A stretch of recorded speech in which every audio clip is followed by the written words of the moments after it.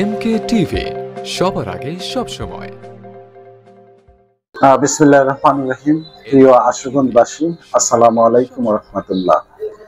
আমি আপনাদের ভোটে নির্বাচিত উপজেলা পরিষদের ভাইস চেয়ারম্যান সেলিম পারভেজ, যাকে আপনারা গত নির্বাচনে বিপুল ভোটের ব্যবধানে ভাইস চেয়ারম্যান হিসাবে নির্বাচিত করেছিলেন।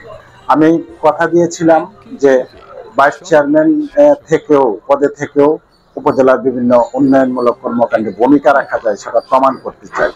আমি আশা করি আমি আমার অবস্থান থেকে সর্বোচ্চ চেষ্টা করেছি আশুগঞ্জবাসীর পাশে থেকে বিভিন্ন উন্নয়নমূলক কর্মকাণ্ড বাস্তবায়ন করার জন্য।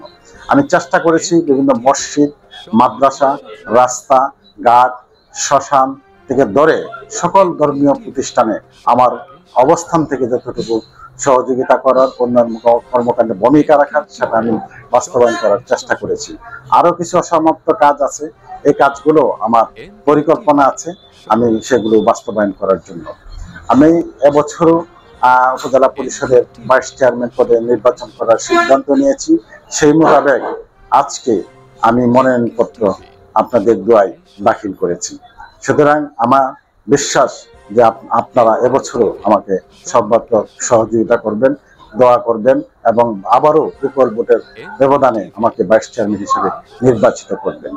আমি আপনাদের কাছে প্রথমে ক্ষমা চেয়ে নিচ্ছি যে আমি আমার 5 বছর দায়িত্ব পালনকালে আমি অনেকেরই আবদার অভিযোগ বাস্তবায়ন করতে আমার পক্ষে বিভিন্ন প্রতিকূলতার কারণে সম্ভব হয়নি।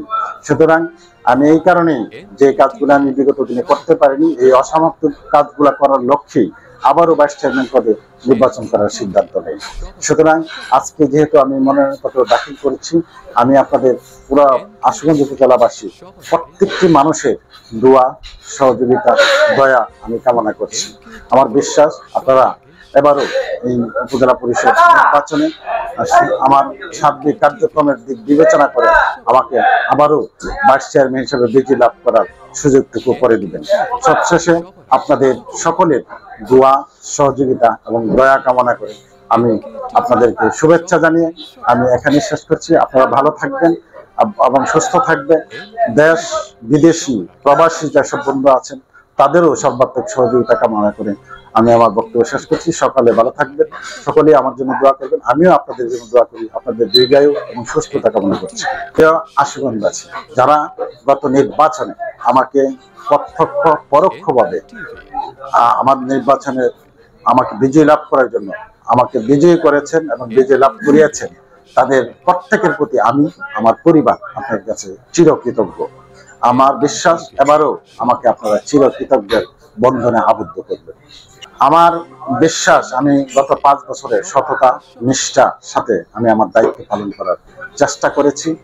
আমি বিগত 2টি উপজেলা পরিষদ নির্বাচন হয়েছে, এই 3য়টাতে আমি ভাইস চেয়ারম্যান হয়েছি। গত 2টিতেই ভাইস চেয়ারম্যানরা কি কাজ করেছে, আমি কি কাজ করেছি, আশা করি এবার উপজেলার জনগণ এবং ভোটাররা সেই দিক বিবেচনা করবে।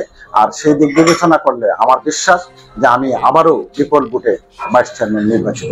আমি বিগত দিনেও বিভিন্ন রাস্তাঘাট, মসজিদ, মাদ্রাসা, শ্মশান, এসব বিষয়ে, মন্দির, এগুলোতে কাজ করেছি।